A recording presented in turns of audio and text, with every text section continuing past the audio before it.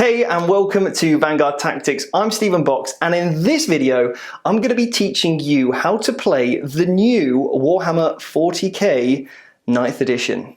Here at Vanguard Tactics, it's our mission to help you become a better Warhammer 40K player, and we've helped hundreds of people all over the world improve their skills and have success at the tabletop, no matter whether they're a beginner or a veteran at the table. I've been fortunate myself to win multiple events, play around the world, and I am absolutely in love with the hobby, and I really want to share some of that experiences with you and what I've learned about 9th edition. In this video, we're going to show you exactly how to play Warhammer 40K 9th edition. We're going to take you through stage by stage, roll by roll, turn by turn over at the tabletop. So if you're just learning the game for the very first time, or perhaps you're picking up the new edition and you just want a refresher of some of the things that may have changed, then this video is going to be perfect for you. And if you've already got a good understanding of what's to come, then maybe you might want to check out some of our other videos where we've discussed 9th edition in a little bit more detail. But before we jump into this lesson, then you might be interested in the fact that we've just released a brand new online training course. It contains different modules going through how to build an army, the missions, how to play, game theory, hints and tips along the way, and also some advanced tactics just to sprinkle on top to help you really take your game to that next level. But it's completely free of charge, and in order to grab your space on that course, all you need to do is head to the description below, pop in your email address, and you'll be signed up to our membership site straight away. You can download the app, and on the 25th of July, it will all go live, so you can start playing 9th edition as soon as it goes live. But before we jump into this lesson, then make sure if you like it, please give it a like, subscribe, and also turn on that bell icon so you get notified every time we drop a video. Now, at Vanguard Tactics, we release battle reports, army reviews, and tips and tactics along the way to help you become a better player. Now, one thing I would love to know is what faction you're thinking about playing during 9th edition. So just comment below with what faction you're thinking of playing. So let's jump in and see what we've got in store for you at the tabletop. In today's battle, we have the Emperor's finest warriors, the Adeptus Astartes of the Ultramarines chapter, versus the secretive machine cult of Mars, the Adeptus Mechanicus. For the Ultramarines, we have a 3-man unit of Primaris Intercessors, the gene-forged line infantry of the Adeptus Astartes, and next to them, pushing them on to victory, is the one and only Chief Librarian Tigris, one of the many mighty heroes that the Astartes have to offer. But the machine cult of Mars will not be outclassed, and they have a unit of 10 Skitarii Rangers, the mind-locked protectors of the Forge World, and leading them into battle is a Tech Priest Dominus. He is one of the Tech Lords of Mars in controlling the flow of data into his mighty warriors. The full rules for these armies and their units can be found in their army books, commonly known as the Army Codex. But to play a game of Warhammer, you're going to need a few of the following things. You're going to need a handful of 6-sided dice. You're going to need 1 or 2 tape measures. You're going to need a tabletop and space, also known as a battlefield, to play on. You're then going to need a selection of terrain or scenery to fight over. And then finally, it wouldn't be a battle if you didn't have your Games Workshop miniatures. So any force is fine, and we really want to help you just get to grips with the models that you have available or can get your hands on. Before we begin, there's just a couple of simple terminologies that we need to cover. The first one is what's classified as a unit, and a unit is simply a group of models that are from the same type. For example, the Primaris Intercessors are one unit, as they are one group of all the same models. And then Chief Librarian Tigris is his own separate unit, but he also has a really important keyword called a character keyword, which we're going to cover why that is important later. The next thing that we're going to refer to is something called a data sheet, and the data sheet is basically all the rules and stats and abilities and all the information that you need in order to play these units, and they will be found in those codexes that I mentioned earlier. And finally, the last thing that you're going to need is the 40K rulebook, and core rules can be found from Games Workshop, and the link will be below to the free download that they've kindly given away. So what I suggest you do is watch this video and then go and read the rules in full, as I think they'll make a lot more sense. Once you've done that, go and sign up for our free course and we can start to put the whole thing in place and we can really start to help you build that army and get comfortable at the tabletop. And remember, the link for that is below. So on one side of the table, we have the Admech in the yellow, and then in the other corner, we have the Ultramarines in the blue. These armies are already set up just to show you. However, normally what you would do is alternate who deploys what. So you'd put a unit down one at a time so you can start to play some of those tactics in what's called the deployment phase. Once all of the units are deployed on the table, you then roll off to see who goes first. So these armies are both over 18 inches away from each other, and the simple mission, what we're going to do is going to be a simple fight to the death. In the rulebook, there's going to be lots of really cool missions where it gets really involved and also a lot more tactical. And again, we're going to cover that on that free course, and you can check out the rules from Games Workshop in the rulebook. And now it's time for that all-important roll-off to see who goes first. So myself, I will be commanding the Ultramarines, and my friend Joe is going to be commanding Adeptus Mechanicus. So we roll off, Joe wins, and he gets to choose if he wants to go first or second. Now Joe, being the smart tactician that he is, chooses to go first, so we're going to kick off with Joe's first turn. So let's see what happens. As Joe won the roll-off to see who goes first, Joe's going to kick off proceeding with the Admech. Now, first of all is the command phase, but at this point in time, there's nothing that Joe needs to do, so we can move straight over to the next phase of the game, which is the movement phase. Now, Joe, the tactical genius that he is decided that these rangers potentially don't want to walk any closer to Adeptus Astartes. Now, the other good thing that Joe has up his sleeve is that his range of his weapons are quite long, so he's actually going to forego his movement phase and completely stay still. He's getting the protection from the piece of terrain and cover because he's on the terrain feature, and also he's got his Tech Priest Dominus nearby to support those rangers that are going to help him in the shooting phase when we come to that element. So far we're just going to stay still and we're going to raise our rifles and see what we can do in the shooting phase. So now with the movement phase over, we head over to the psychic phase. Now for the psychic phase, the Admech do not have any psychers. However, the Space Marines and Astartes do, which we're going to come on to in their turn. However, for now, the Adeptus Mechanicus are going to move straight into their shooting phase where they excel. Now we're in the shooting phase. Joe, first of all, needs to select one of his units, and he's going to select the Rangers to shoot with first. Now, first of all, the first thing that you need to do is acquire a target. And that is going to be the Adeptus Astartes. He can see them, and also we now need to check the range of the weapon that he's going to use. And he is going to use the Galvanic rifles, and they have a range of 30, which you can see on the weapon profile, and that is measured in inches. So what Joe's going to do is measure from the front of the base to the front of the base and see if he's within his 30 inches. He's clearly in range as they're only 18 inches away. They are all going to be able to fire. So in order to kick off, what we look at is the next stage, which is the type of weapon, and it's a rapid fire 1.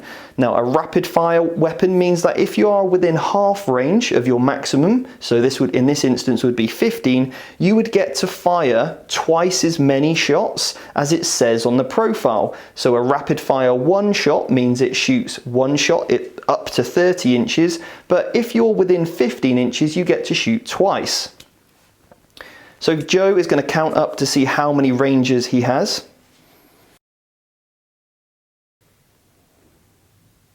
He has 10. And he's then going to pick up 10 dice. We're doing a technique called fast rolling, where we're grouping all of these dice together rather than doing them individually, which you can do if you prefer. Now, you are also able to split fire, but with this instance, they only have the one target, which is the Space Marines, as Tigerius is a character and is being protected by those Adeptus Astartes right in front of him. As there is 3 or more models, the Rangers are unable to shoot Tigerius.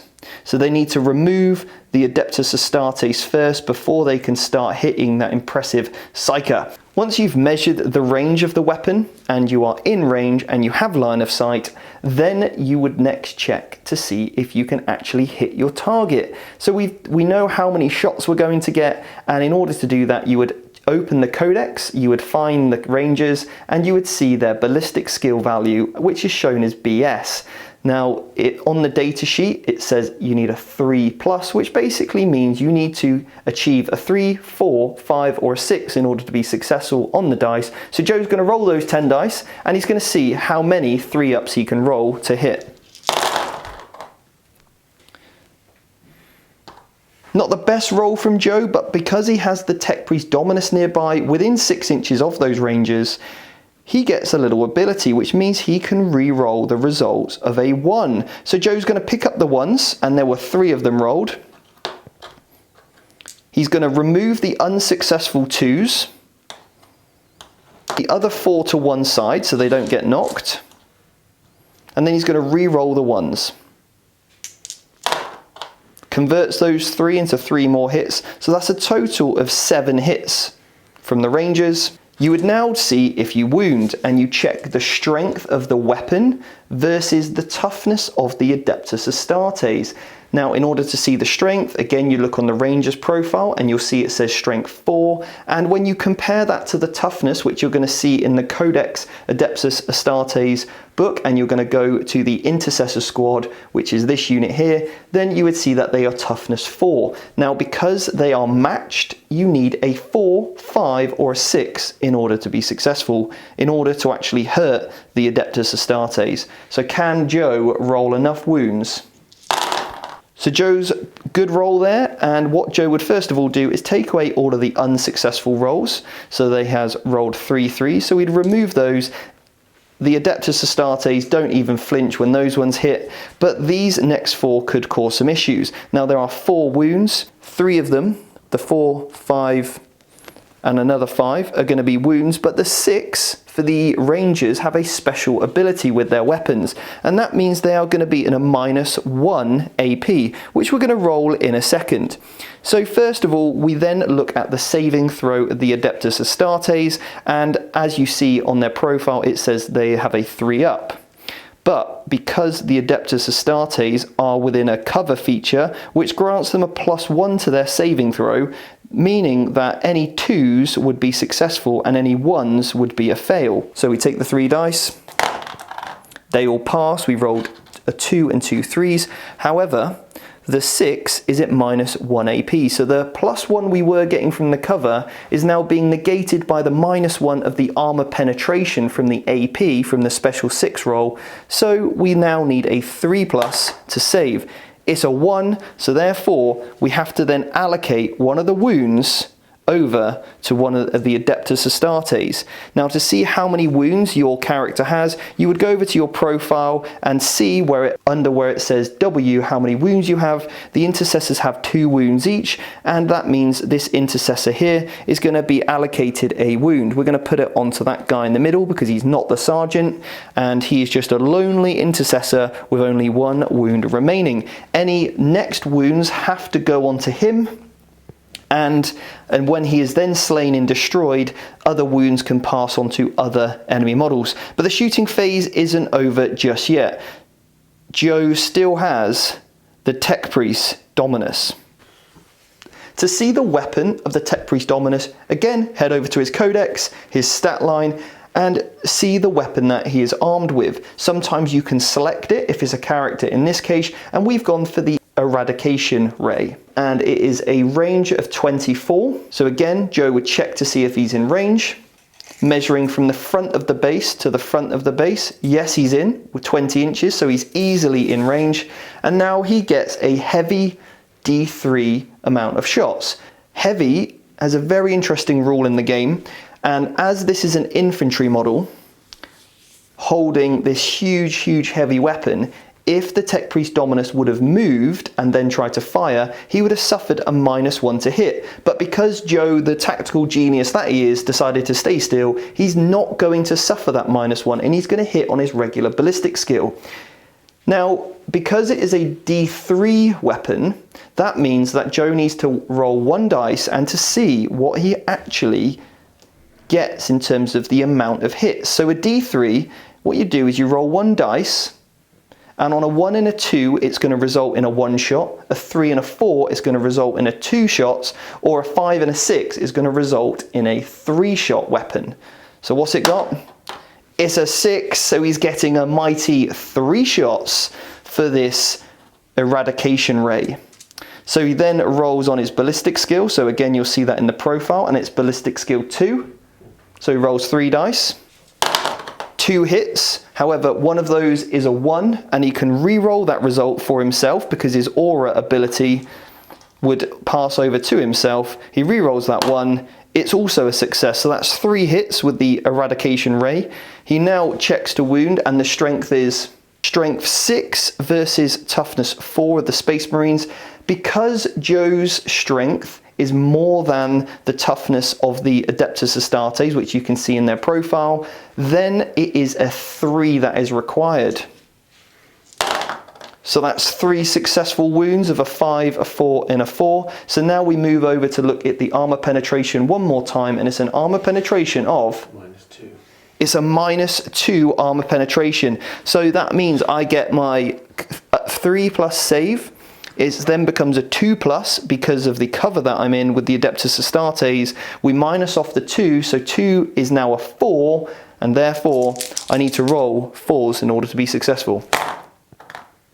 I've rolled 1 successful, and then I've rolled a 2 and a 2. It's a 1 single damage weapon, which now slays that already wounded Adeptus Astartes Marine, and now another wound is now passed over to the next Marine. Now we move over to the charge phase, and because the Rangers are not within a 12-inch distance of the Adeptus Astartes, they are unable to make any charge whatsoever. So we're going to skip over the charge phase, and because there is no charges were successful and nobody is in combat, as we move into the combat phase, we also skip over that because there's no combat to be had.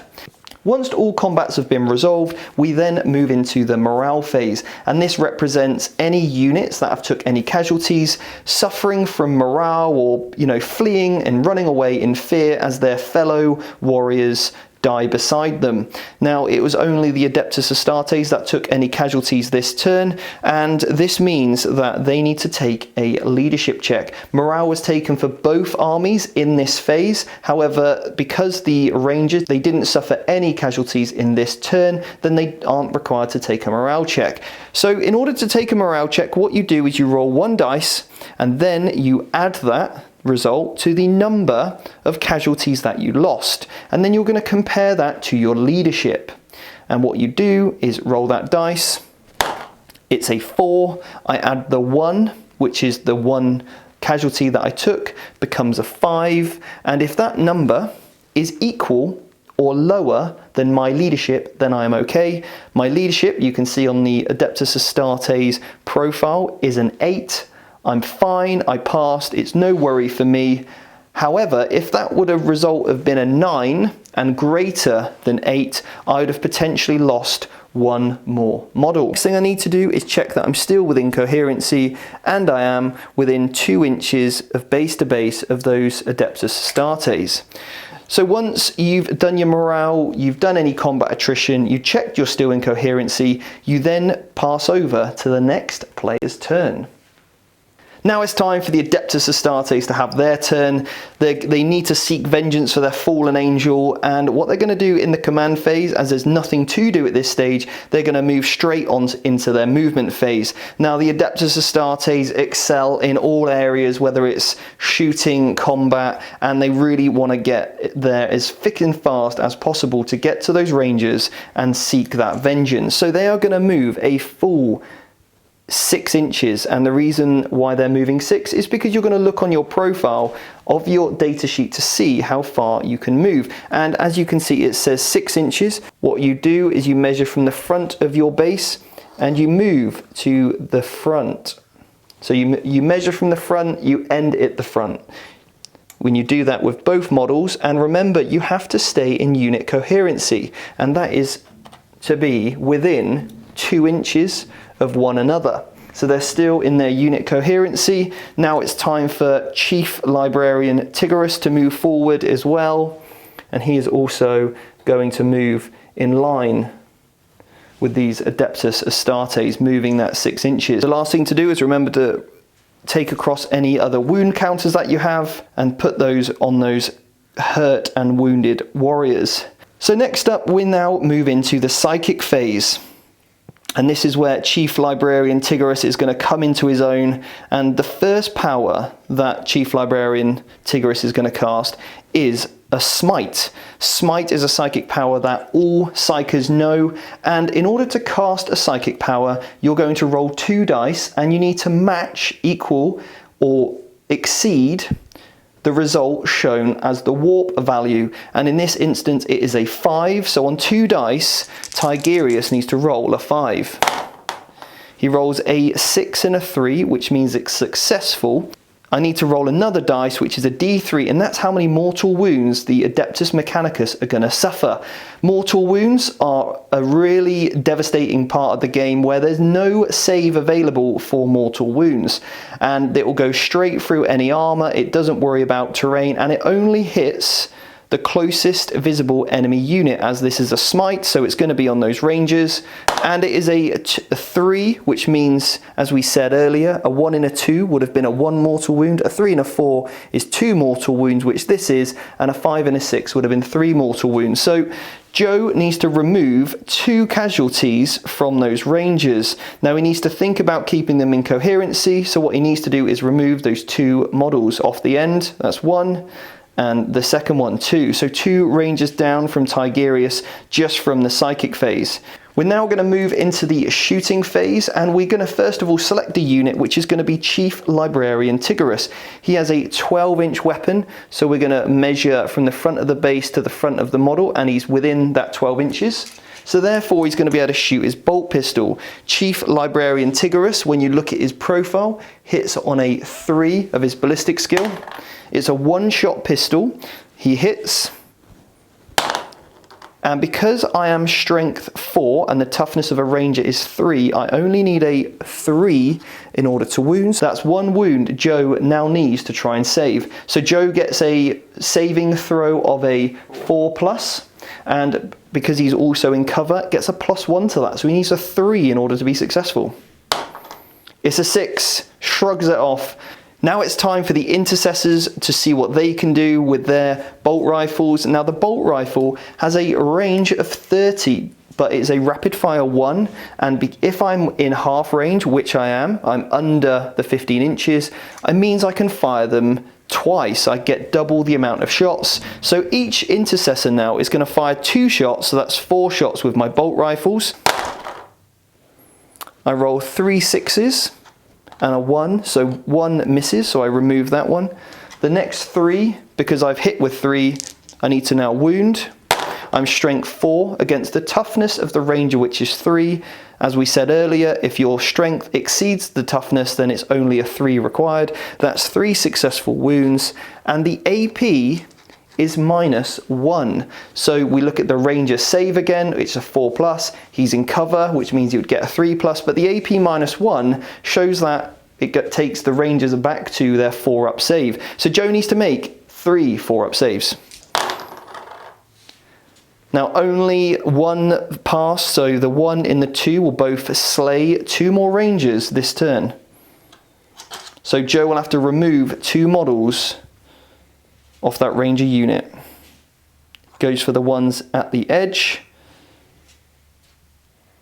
leaving 6 models left.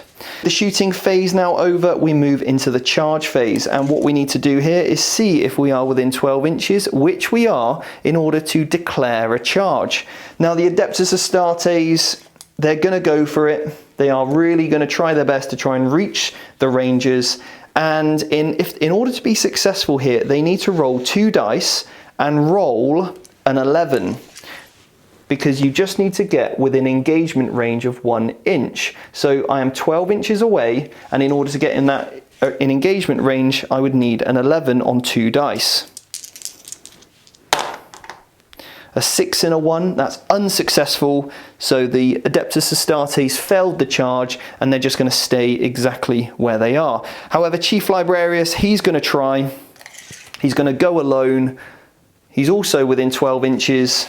He's now going to need an 11. A 1 and a 1, he's definitely afraid and doesn't want to get anywhere near those rangers. So now the charge phase is over and there's no combats to be had. We move straight into the morale phase. The Adeptus Astartes didn't take any casualties this turn, but the Admech did, and they lost 4, which means that their leadership of a 7 requires Joe to roll 1 dice, add the amount of casualties that he suffered, which was 4, to the number resulted on this dice, and hopefully it is equal to or under his leadership of 7. It's a 6, which means Joe's leadership is now less than the total number of the 6 plus the amount of casualties, which was 4, which is 10. And because that number is now higher, Joe has to remove 1 more model from morale. 1 model runs away, flees in panic, which is now going to require combat attrition to occur for those rangers. Now he's got 5 rangers left out of that squad of 10. So Joe needs to pick up 5 dice, 1 for each of his remaining rangers, and each result of a 1 is going to result in another ranger fleeing. So Joe rolls 5 dice and only rolled 1, which means 1 ranger runs away in panic, leaving 4 rangers left. He would now check coherency to make sure that each of those models are within 2 inches of another friendly model, which they are, so he's in coherency, and we are now good to move over to the Adeptus Mechanicus turn 2. Now it's the Adeptus Mechanicus turn 2. They've just seen 6 of their fellow rangers destroyed. It's time for them to act and take down these Adeptus Astartes. So we kick off with the command phase, as there's nothing to do in the command phase for these armies at this stage. We're going to skip over that and move straight into the movement phase. Now we're in Joe's movement phase. He's going to move his rangers. And what Joe's going to do is really try and protect that character as much as he possibly can from being shot, staying on that terrain feature, getting the benefit of it. And he can move up to the movement value, measuring from the front of his base to the point in which the distance shows, and that is a 6-inch move he can move up to. But remember that Joe has to stay within unit coherency, which is 2 inches apart from one another, which they now are. The Tech Priest Dominus is going to stay still as he has that heavy weapon and doesn't want to move because he would suffer a -1 to hit.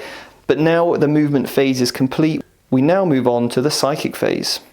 As there's no psychers on the Adeptus Mechanicus, we skip that phase and move straight into the shooting phase.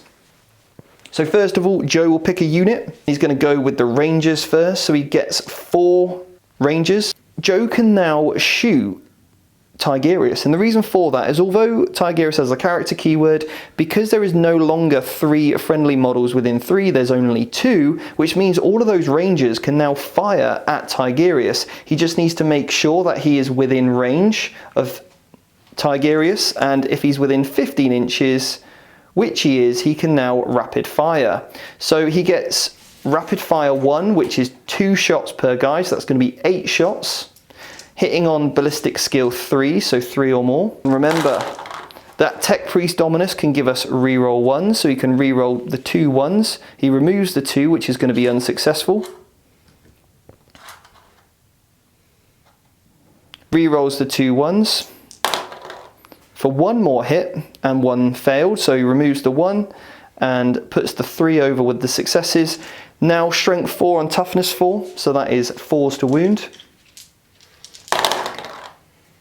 Only 1 successful wound. Tigerius has 1 armor save to make. Tigerius is no longer in cover, so we'll now just need to roll a 3+ to save.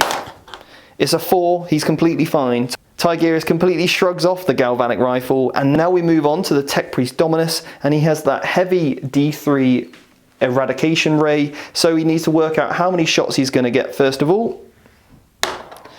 It's a 6, that means Joe's going to get 3 shots for this eradication ray. Now guys, just to warn you, every time you roll a D3, you won't get exactly 3. That is just Joe's incredible rolling. So we now get 3 shots at Tigerius. He hits on 2s. He can re-roll any misses, which is his 1. Re-rolls the 1. So he gets 3 successful hits. It's strength 6 at toughness 4, so he needs 3s. That's 3 successful wounds on Tigerius, resulting in Tigerius needing a 5-up save in order to shrug off this eradication ray. 1 succeeds and 2 fail, so now Tigerius takes 2 wounds, leaving Tigerius with only 3 wounds remaining. You can count up or count down. I would personally always leave it at how many wounds are remaining, because it's much clearer then to your opponent. So that's the shooting phase over. We now move into any charges. Because Joe moved himself out of charge range to make it as hard as possible for the Adeptus Astartes to charge them, he cannot make a charge and there is no combats. So we now move over to the morale phase, as the Adeptus Astartes and Tigerius didn't lose any models. Then the morale phase is skipped because also the Admech didn't take any casualties. So now we move over to the Space Marines, turn 2. Now it's the Adeptus Astartes turn 2. So first of all, we're going to head into the command phase. There's no commands to be made, so we're going to move on to the movement phase. Now the Adeptus Astartes are going to really try and get as close to those ranges as humanly possible, so therefore they're going to move their full movement, which is 6 inches, measuring from the front of the base to the tip of the measurer. And again, with both of those models, staying in a 2-inch coherency, and then doing the same with Tigerius, moving 6 inches just behind. So now we move on to the psychic phase. So if Tigerius are going to cast that power smite one more time, it has to go at the closest visible enemy unit, which is the Rangers once more, and he needs that 5 on 2 dice. That is a cocked die, which basically means we're unsure as to the flat surface and the result of the number. So if you do ever get a cocked die, it would just basically mean that it's not flat on the table, so just pick it up and re-roll it. So that is a 10, that succeeds 5, so therefore smite is successful. We roll the d3, that's 2 more mortal wounds on those Rangers. Joe removes the 2 models, 1 from each side, nice. Leaving 2 Rangers left. We now move on to the shooting phase, and the Adeptus Astartes are going to open up first of all with their rapid fire bolt rifles. They're going to kill off these Rangers, and what they're going to do is see if they're within their rapid fire range of 15 inches, which they are. They're only 6 inches away, so they're going to fire those rapid fire bolt rifles. They hit on 3s, 1 misses. They now need a 3 to wound because they're strength 4. 3 wounds at -1. Joe gets that cover save, but minus his 1, so he's back on his 4+ save. So that's 1 unsuccessful save and 2 passes, so Joe needs to remove 1 more Ranger. With the only thing left to shoot, that is Chief Librarian Tigerius. He gets 1 shot, he needs a 3 to hit. It's a 1, he misses. He put all of that energy into that smite, but unfortunately he can't wield his pistol right now because he's just aims all over the place. So he fails to hit, and we now move on to the charge phase.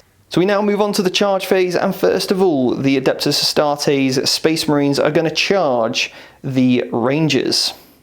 So they need a...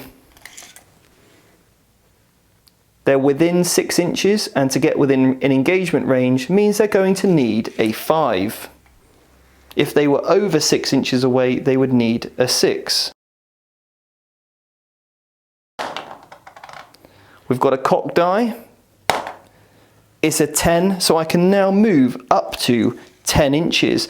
But because I didn't declare the Tech Priest Dominus, I am not allowed to go within 1 inch of him, so I just can move my 10 inches, staying in unit coherency, at the ranger. So I'm in unit coherency of 2 inches within each other. Now what I'm going to do is I've left a small gap for Tigerius to declare a charge on that lone ranger. He is going to need a 7 in order to be successful. It's an 8, so he can also move 8 inches to get inside engagement range and not getting inside engagement range of the Tech Priest Dominus, as I didn't declare him as a charge. Once all charges are complete, because the Tech Priest Dominus is a character, he can now heroically intervene 3 inches if he has an enemy model within 3 inches of him, and he has to end closer to the closest enemy model. What we would do is first of all check the distance between the Space Marine, which is 2 inches, and Chief Librarian Tigris, which is also 2 inches, so the player can choose which one he will heroically intervene into. If one was closer, he would have to move that way, but because now it is the player's choice, Joe can choose which way he goes.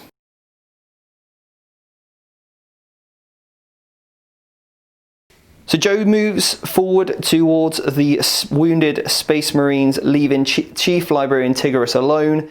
Once any heroic interventions have been made from the player that's whose not turn it is, then first of all the players whose turn it is, so that's my turn, the Space Marines, first declare a unit to fight with. Because they charge, they get to fight first. Now they can only allocate their attacks and hurt the Lone Ranger, so the Adeptus Astartes first of all pile in, and they can pile in 3 inches towards the closest enemy model. Now this Space Marine here is already touching both the Lone Ranger and the Dominus, so he is assumed to have already piled in as close as he possibly can, but this Intercessor can just move inside and get as close as possible to that Ranger. In order to fight, he just has to be within an inch. So he's piled in, and now in order to work out how many attacks they get, you look at your attack stat line on your Intercessor profile, and which for these guys is 2 each. So that's 2 for the first Intercessor, that's wounded, and 3 for the Sergeant.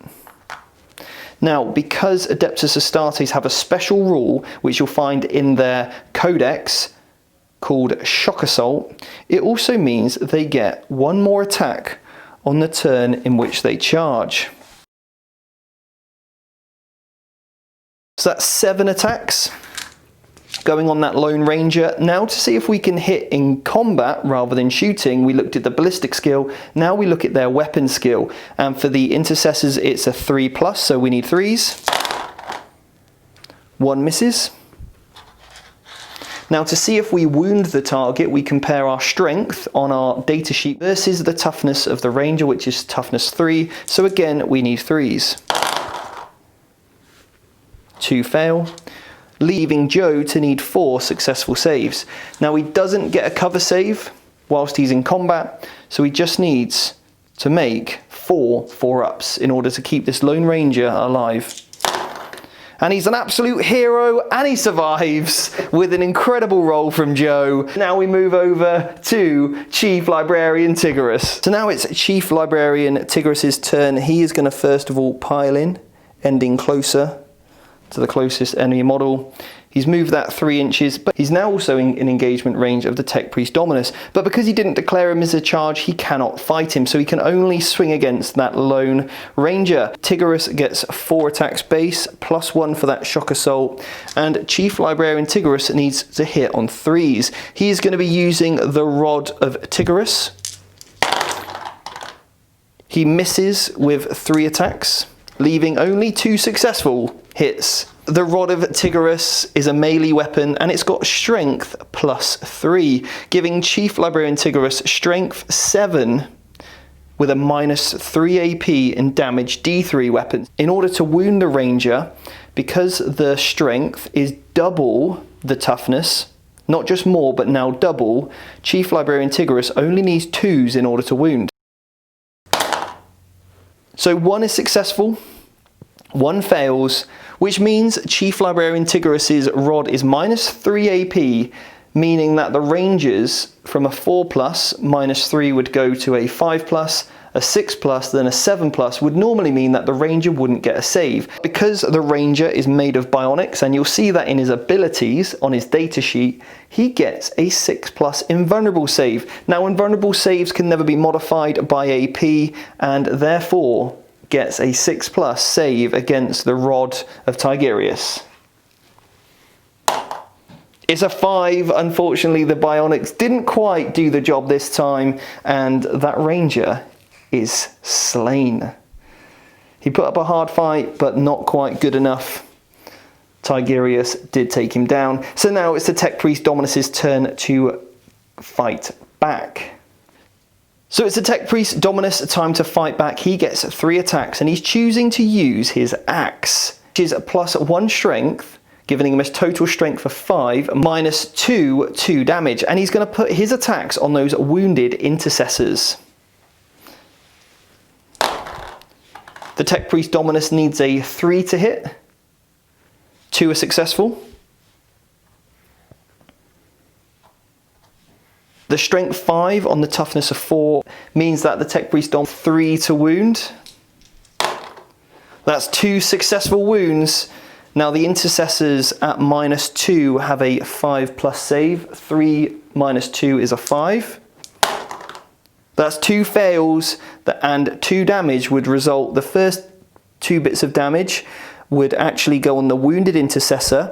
Now the first part of that damage would slay the model, and then the other spilled over damage from the first attack is ignored, but does kill him. But then the other flat 2 damage would go straight through the 2 wounds of the next intercessor, killing him as well. So now everybody is 4 and nobody can fight again. That means that the combat is now over.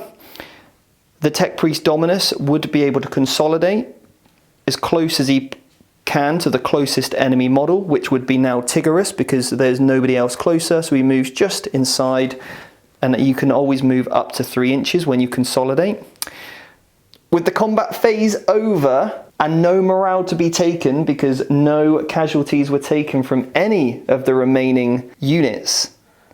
Therefore, we move into the Adeptus Mechanicus turn 3. So now it's the Adeptus Mechanicus turn 3, there's no command phase to be done, and Joe can now, in the movement phase, either fall back out of combat, which would mean that he wouldn't be able to shoot or fight, but he can just run away from Chief Librarian Tigerius, or he can remain in the fight and hopefully fire any pistol weapons that he has, if he is equipped with any, and then fight in combat once more. So Joe, the tactical genius that he is, knowing that Chief Librarian Tigerius only has 3 wounds remaining, he's going to stay in combat. Once the movement phase is complete and nothing is moving, we now move into the psychic phase. With no psychic phase for the Admech, now we move into the shooting phase. The pistol that the Tech Priest Dominus is armed with is a pistol 5. With a pistol weapon, you can fire that at a unit that you are in engagement range of, which means that because Tigerius is in engagement range, you can fire your pistol. The pistol type is the only weapon in which you can do this unless you are a vehicle, which you'll see in other videos. So with the pistol, it's pistol 5. He hits on 2s, 5 shots. You can reroll that 1.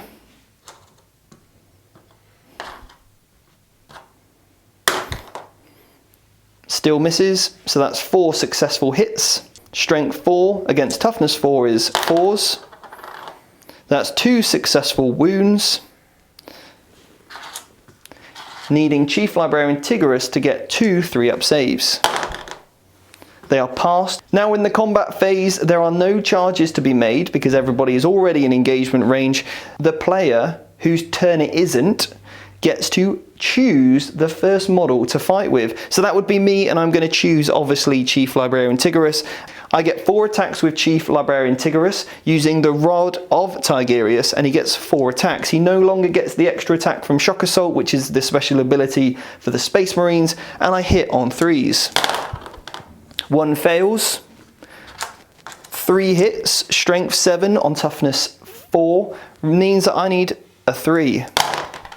I get 2 successful through, meaning that the Rod of Tigerius is -3 AP, The Tech Priest Dominus armor save is a 2+, so we take off 3 from the result of the dice once it's been rolled, which will be a result of a 5. That 2 fails. Tech Priest Dominus has 5 wounds on his profile, and he hasn't taken any wounds yet, so he's still got 5 wounds left, but the Rod of Torment is D3 damage. So Chief Librarian Tigorus is going to roll 2 D3s, and that is going to be the result of the total amount of wounds put on that Tech Priest Dominus. If I can roll 5, then the Tech Priest Dominus would be slain, and it'd be a victory for the Space Marines. And that is a 3 damage from one and a 3 damage from another, and that means Chief Librarian has killed the Tech Priest Dominus and brought home victory for the Adeptus Astartes.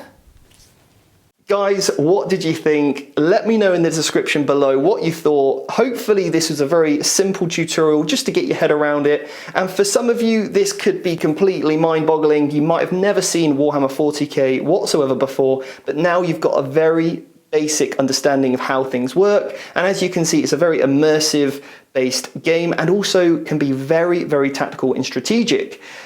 But also, I really hope that for some of you it's reconfirmed some things that you already knew, and hopefully you'll start to then watch our next battle reports, as we're going to be doing more videos using 9th edition, and we're going to start to scale up this army, exactly what you've seen here, but to a much larger force, and then we're going to go one more time until we're playing full-blown competitive 2,000 point armies, which we'll do battle reports on here on YouTube, so make sure you subscribe. So if you did like this video, please let us know what it was exactly that you liked, and also make sure you like, subscribe, and hit that bell icon to receive more information from us in the future, so that you get notified every single time we drop a video. And while you're here, why don't you check out one of our other videos, maybe here and here, to see some more other 9th edition and Warhammer based 40k content, and I'll see you later.